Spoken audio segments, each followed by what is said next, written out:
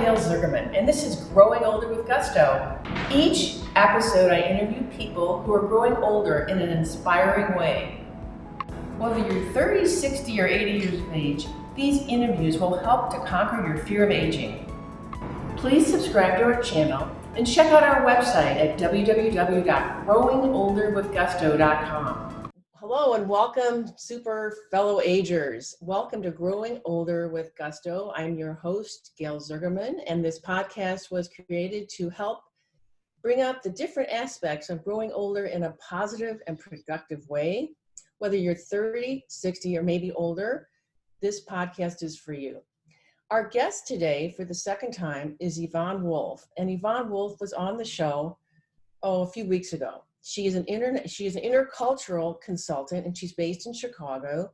And for those listeners who missed her first time on the show, it's titled Growing Older is a Promotion, Not a Demotion, and you can check it out at www.growingolderwithgusto.com. I highly recommend it. But for today, we're on to a different topic, and Yvonne is going to be talking to us about the Chinese Zodiac and how it affects people around the world, China, US, whatever. So this should be a fun show. So sit back, take a listen. And it's nice to have you back on the show again, Yvonne. Welcome. Oh, nice to be back, Gail. So start out, tell us a little bit about the Chinese Zodiac and why is it important and how is it different from what we here in the Western Hemisphere think of as the Zodiac? Just briefly give us a... I know. Okay, so... I know it's not easy. How is it same or different from the Western horoscope or zodiac? The Western horoscope is more monthly, or about every month or so you change those signs. For the Chinese is every year. So there are 12 animals in the Chinese zodiac, and for the whole year, that is that animal. So it starts with the Lunar New Year, where the beginning of the Lunar New Year to the end of the next. So it's not exactly January 1st, but somewhere at the end of January when the New Year comes, and then, or early February, and it ends the next year right about that time. So the 12 animals change every year, and they determine, like the Western horoscope, determine personality traits and preferences. However, in the East, applies in China, in Korea, in Vietnam, in Thailand, in Singapore, in Taiwan, in Japan as well. So this cultural identity is much closer. So people will wear talismans or pendants. It's very common, like a baby gift, welcome baby, a gift in their sign, in their little animal. Okay, well, I have to stop you. You mentioned that there are 12 animals. Yes. In that zodiac. So I'm curious, I'm a real animal lover. Are there any good animals versus bad animals? Could you give us some clue on that? Oh, yes. Well, there are 12 animals, and yes, there are, let's just say, okay, there's no bad animal. Okay, there's no bad animal. And the reason is before birth control, before planned pregnancy, before a lower mortality rate, having babies anytime, any season, any year is a good thing. It's a good news for the family. So babies are not considered like you can't plan it, the idea, right? So it's a gift from the heavens. So there's no bad animal. But there are some animals that are more favored, let's say. So let's say So give me an idea, just quickly, what are the animals that are favored? Why are they favored? Do they differ from year to year on whether they're favored or? So the favorite ones are quite standard. So let me explain. So for example, the horse and the goat or the sheep and goat is the same in Chinese because it's before the Darwinian definition of a goat and sheep.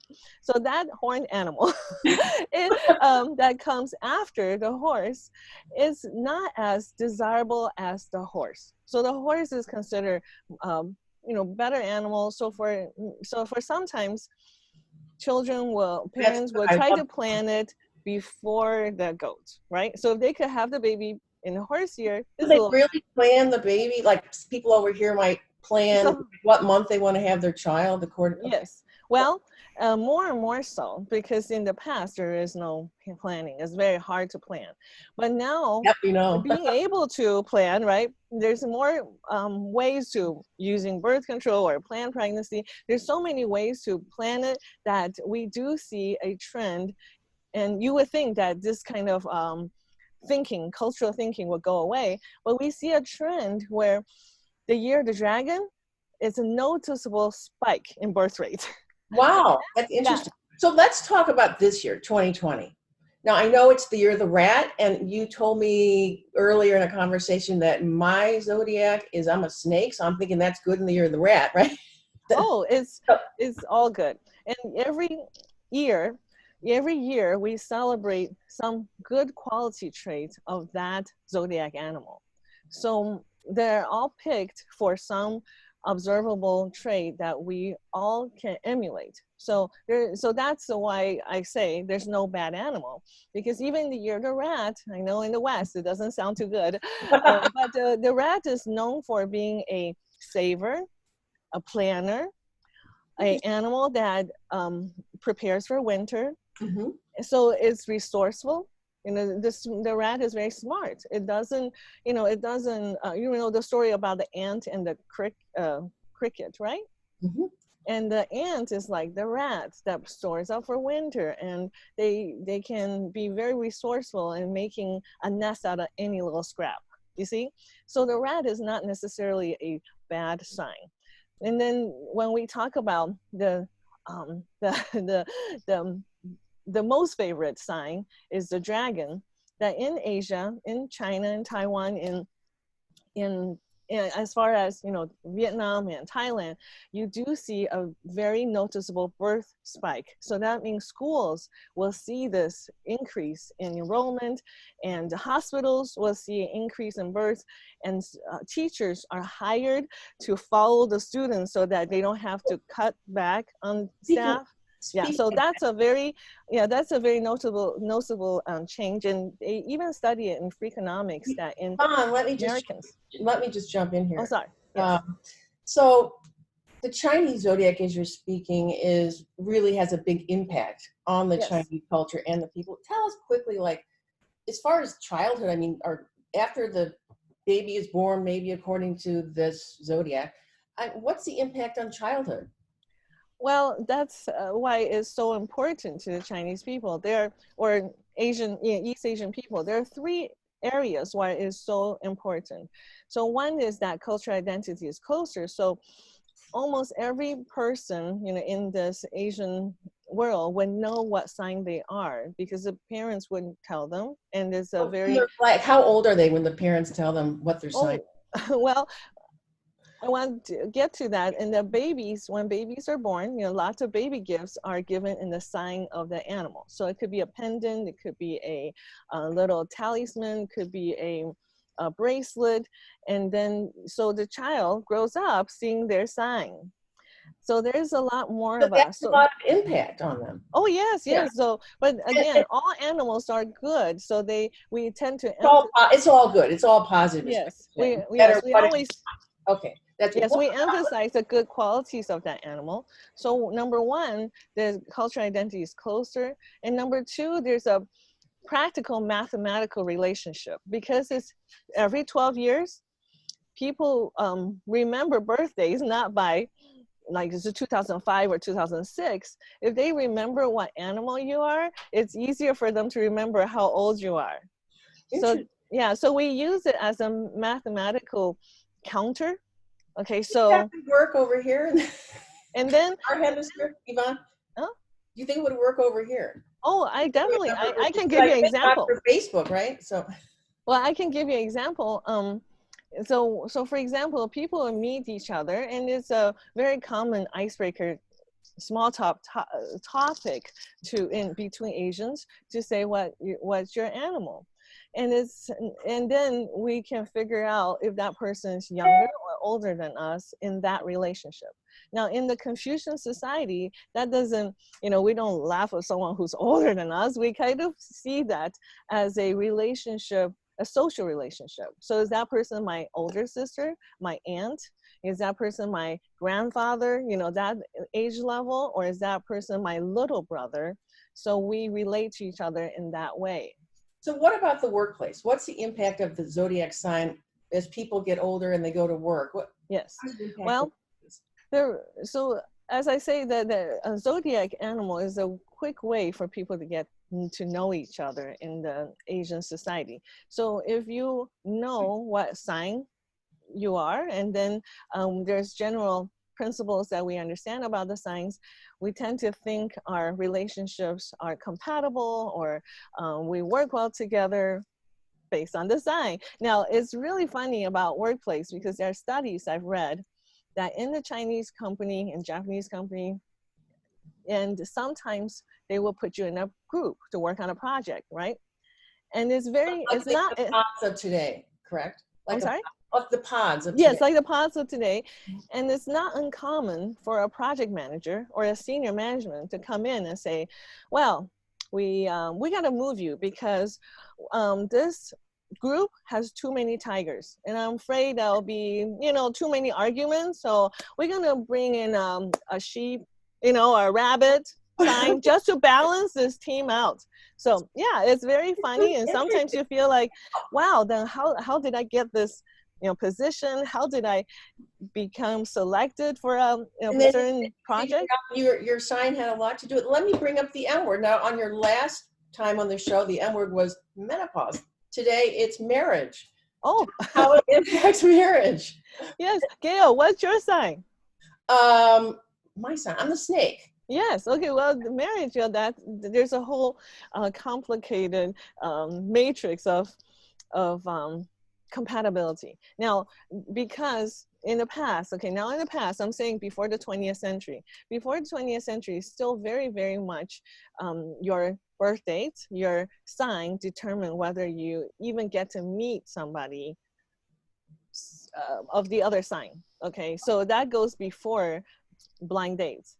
so it really, I didn't know that so many years ago. Yeah, okay. yeah, so they try to avoid some kind of disappointment, right? Because if you're incompatible signs, they don't even want you to meet. Okay, but nowadays, I mean, 20th century and on, it's a lot more downplayed, because it has caused so many tragedies, or, you know, sad love stories, that's most Chinese love stories are rather sad. So, Oh, wow. So yeah, maybe it's not such a good thing. What do but you think?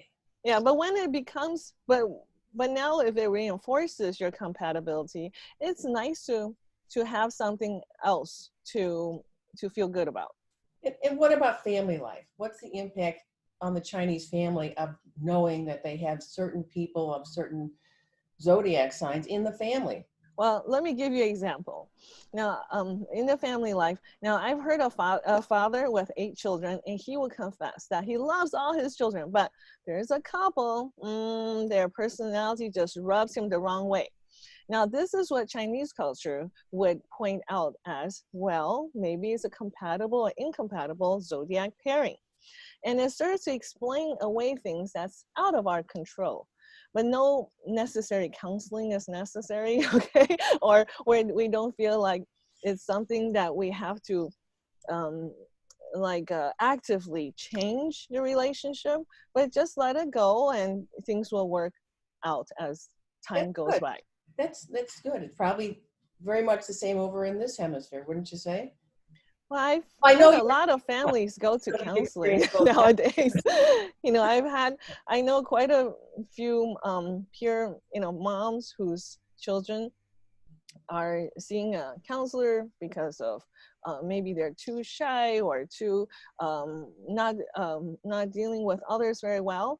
And in a way, that could be, in the Chinese interpretation, would be based on their sign, and they would feel like, well, there's no point in going to counseling because it is just part of who they are. So I don't know. Ask you, this is all really interesting, but my listeners here in the United States, for the most part, are probably wondering, what does this have to do with growing older with gusto? Yes. Well, especially in our hemisphere. Yes. Well, what does it have to do with growing older? So every time our animal returns to us, and we reconnect with that, and we reconnect with personality traits, and all those traits are good, and we think all the animals are good, then we try to, well, I guess there's a little bit of that social pressure to pursue those signs, those traits. So for example, Gail, if you don't mind, yeah, you're a snake. I'm putting your hands today. Okay, and you're a snake, and I know this probably isn't you personally, but many times we see snakes as rational and very calm. They're kind of shy because they're very thoughtful, and they're methodic before their actions, and they're very observant. Now, if that isn't true, by the time your sign came around 2-3 times, you're encouraged to pursue those more deeper thinking that is part of your sign. You see what I mean? I do. So it means you're just growing older with gusto, and as you're growing older with gusto, those traits inherent in that sign change a little bit and evolve. Yeah, and I hope that it leads you to a more, better understanding of yourself and better understanding of where you are with your society, right? Your community. Interesting. So if it's like when you're talking about marriage, so you what is your husband's sign? I think he's the rooster. So okay, so you guys have a perfect pairing. Now the snake is often caused. Remember we talked about the dragon as being the most favorite. Well, the snake is considered the little dragon. So the little dragon, the dragons are the ideal pairing for the dragon. It's not another dragon. It's actually a phoenix. Okay. And the rooster is considered a little phoenix. So you and your husband are actually a dragon and a phoenix in disguise. Oh, we're in disguise. Oh my God. So isn't that cute? Oh my gosh. Yeah. So isn't that cute? It's just a sign, well, in the Chinese Zodiac, that's a marriage made in heaven. Oh, thank you. I hit the lottery really with my marriage. That really, I agree. I agree with the assessment. See, it works, right? Yes, it really works. Yeah. So you made a point that every culture is good. There's no one culture that's better than another culture, correct? Yeah, let me use an example with the Zodiac, because let's say, we have all these animals, right? Sometimes it's hard to interpret. It's very hard to understand, like, oh, is this good or bad, right? And that's also where your audience of growing older with gustos, that's when we ask our grandfathers and grandmothers for advice. Well, we ask the grandmothers and grandfathers, an older person, to interpret these relationships with us. And some families will subscribe to a more supportive role and say, hey, you know what? Somebody, so-and-so is bringing her boyfriend to Thanksgiving dinner. And you know what? We need all the different signs we can get, and let's find out what he is. And then some people will use it and say, well, we got too many roosters. and persuade this person. The boyfriend might not be able to come because he just didn't make it with the Zodiac. So it could be the double-edged sword, or whichever you take that interpretation. But I generally think people try to have fun with it, and then allow people to be part of your group. And today, is it as intense as it was in years before? No, not nearly as intense. It up a bit. Okay. Yes, thank goodness, right? But we still use it, but we definitely still use it as a mathematical function. So that means if I know other people in my family might have an aunt who's a rooster. I'm a rooster myself, and then my cousin who's a rooster. That way we get along. Okay. Well, yes, it could be. It could be that we get along so well. So when I see my aunt or uncle or who else is a rooster, I know that they're either 72, 60, when I'm 48, or when I reach those ages. You see, we're in multiples or 12. So when you meet other snakes, you can figure out their ages really quickly. You know what I do? I figure out by name. If somebody is named Kathy, Mary, Barbara, Nancy, or Susie, I know they're about my age. That's how it is over, in our hemisphere. Oh, I understand. I had a neighbor named Jean, and I found out that, wow, in that age group, there's a lot of Jeans. And it's also geographic. I found, as I'm growing older with Gusto, that people named Laura tend to be from the East Coast. Yeah. Things like that. Names are geographically important too. Who knew? That's very interesting. Right. Yeah. So I'm always learning more about American culture, and I find it just. I know we don't have a lot of time with you today, so I wanted to ask you. We had one of our listeners that made a comment on the last time you were on the show, which we will remind everybody: getting older is not a demotion; it's a promotion. And this was the quote that this person gave, and I want to get your reaction to it. Quote, "If only wisdom was valued as much in the West as in the East." So what do you think she meant by that, and what's your reaction to that comment? Wow, that's a huge compliment on the Eastern culture and having more wisdom than the West. Now, I find that, well, I like to subscribe to this idea that all cultures are equally good. There are so many good parts of American culture that I feel my family and myself have benefited from as immigrants to this country.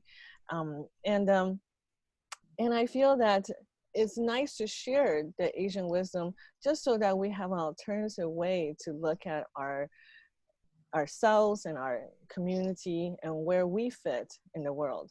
It is fun to compare cultures. It's fun to travel and see how other people live and learn about their cultures. I've enjoyed that. My husband and I have done a lot of traveling, and it's fun. You're right. Learning about different cultures is great.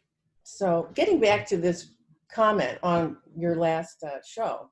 Okay. Do you think that what they meant by this comment was that it explains a lot about people over here who might have an inner emptiness because they're so consumed with stuff more than in different hemispheres? Or what do you think? Well, okay, we hear a lot of these Asian philosophies, and it's true that there are so many, deeper or, spiritual, Asian philosophies, but the most people are just as consumed in the East and West by the consumerism, by products, and by the internet, by social media. And so I wouldn't say It's that. a whole new world, right? Yes, is this Oh, yeah. just past two decades with the technology? It has brought Asian society to a different way to interact with each other, and they use social media the same way.